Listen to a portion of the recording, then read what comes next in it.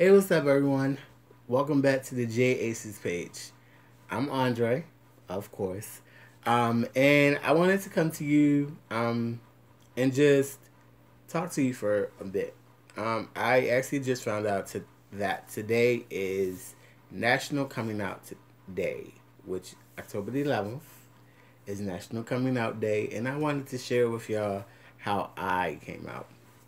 So, as you don't know, but I'm not from here. I'm actually from Baltimore, Maryland. I'm born and raised, and wow, thinking about it is just making me laugh now. So my mom probably is going to see this. So shout outs to my mom. Hi, mom. I love you. Please forgive me, but it's National Coming Out Day, and here it is. So I I came out at the age of 18, going on 19. Um, and I was kind of back and forth with my sexuality. Didn't I kind of was okay of walking up to a female, but not confident on pursuing a female. But it always ended up being when I would approach a female, it would be, and I engaged in a conversation, it would always be as a friend. And I was always put into that box as a friend. Um, so I just went with it. It wasn't until I was raped um, in my high school at the age of 17, going on 18. I think I was like 17 going on 18, yeah.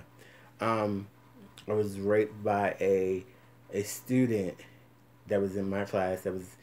The way our school was set up. It was like when PE happened, it was three classes. Like three classes would be in one group for gym. And it was a student that he wasn't in my class, but he was in another class, and he would. Hold up. First of all, it didn't happen in the gym. It actually happened when I needed to get tutored. I needed a tutorer. Um, and he didn't live that far away from where we lived at. And, he offered. And it was like, hey, he offered. I need a tutor. Let me go ahead. What's the harm? And he was a very cool person. So I went over to his house, and it was my mom had left me there. She had went to go do something. I don't know what she went to go do, but she left, and his mom left as well. So we're sitting in the living room. We're studying. We're doing math homework, and all of a sudden, I just noticed, like, you know how you notice when someone's looking at you really hard. I noticed that he was looking at me like extremely hard. So I was like, "Hey, what's going on?" He was like, "Nothing. I'm just, concerned. I wanted to ask you a question." I was like, "What is the question?" He was like, "Have you ever messed around with a dude?" And I was like, "No, I haven't. Have never messed around with a dude." Um, and I was like, "But why do you ask?" So he just got quiet, and I didn't pay it no attention. I went back to my book and I studied, and the next thing you know, he just he was very bold about it, very bold. Um, he got up and he went to the kitchen, and he said, "Hey, come here." And I was like, "Okay, whatever. I'll go to the kitchen." Um, he was like, "Hey, so what's up?" I was like, Nothing. Are we gonna go back and study?" So I went to turn around to go back and study, and he just grinded on me, like he pushed himself on my backside, and I'm like, "Yo, what's good? What's going on?" Like I'm taken back. Like I didn't know anything about being, gay or anything like that. He was like, yo, chill, chill, chill. Like you'll like it, you'll like it. I was like, honestly, I'm not liking it right now. So we're gonna go back to the living room and we're gonna finish studying. And I'm gonna wait for my mom so I can leave. So we went back to the living room, and he sat on a chair, and he was like, "Hey, come over here, real quick. I gotta show you something." So I went over, because he had his book on his lap, and I went over, and I was like, "What's up?" He was like, "Yo, suck my dick." I was like, "Huh?" He was like, suck my private." I'm like, "Huh? What's up?" So as I'm over there, he's pulling his thing out, and I'm like, yo, I'm not down for that. I think I think we're done. Let me go. I'm gonna wait for my mom outside. I'm gonna call my mom and I'll wait for her outside. He's like, no, no, no, you gonna suck my dick? I was like, no, I'm not. So before I was able to like leave the house, he grabbed my arm and yanked me back over to the chair and forced my head down to where his area was at, and I was gagging, literally gagging, like, oh my god, I can't believe this is happening. And actually, he performed a sexual act on me. Um, and as he's making me do this, he's talking at the same time. Um, and to this day, I I know exactly what he said. He said, "If you tell anyone, I'm gonna kill you. I know where you stay at. I know you gotta come to school. I'm gonna get you." And at the time of being 17, very be very, a shy kid back in high school, um, I was scared. So I thought it was just going to stop then and there, and then, I wasn't having to deal with it anymore. Lo and behold, I was in for a rude awakening. I went back to school that Monday, and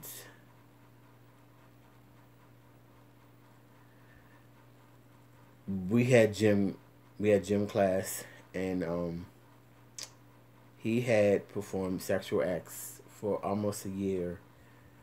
Every gym period, I would try to be the last person leaving the locker room, because it was a mandatory, like you mandatorily had to change your clothes into your gym outfit, or you would have failed gym. Like that was a part of it. So there was no way around that. Um, and of course, I was scared. He threatened me if I told anybody. So of course, I'm one of those 17-year-old kids that are sitting there, like I gotta go and change my clothes. So I'm gonna just wait until everybody left. Well, he caught on to that, and he did the exact same thing. And every single time he would perform some type of sexual act. It never became penetration.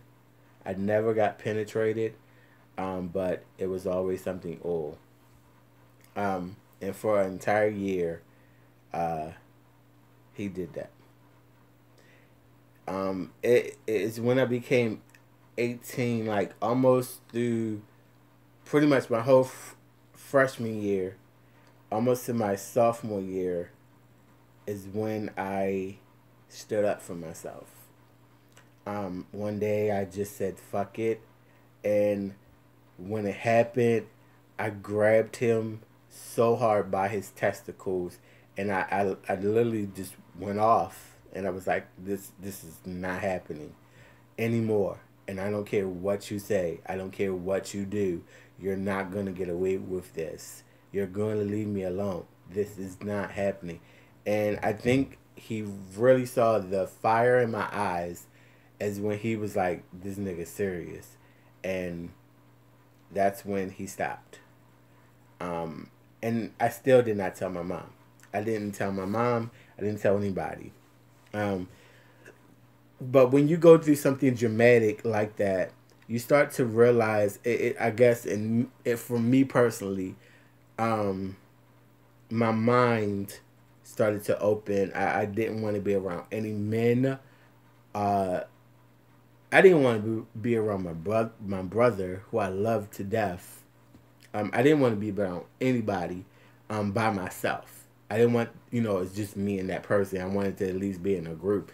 I had worked through that myself. I had to work through that myself. But me working through my own issues, I started to look at guys totally different and in a totally different way. I started to like notice like their ass. Like my eyes would go towards their ass, and my eyes would go towards their mouth, and my eyes would go like I started noticing the features of a man's body a little bit more. And I was like, God, what is going on? Is this normal?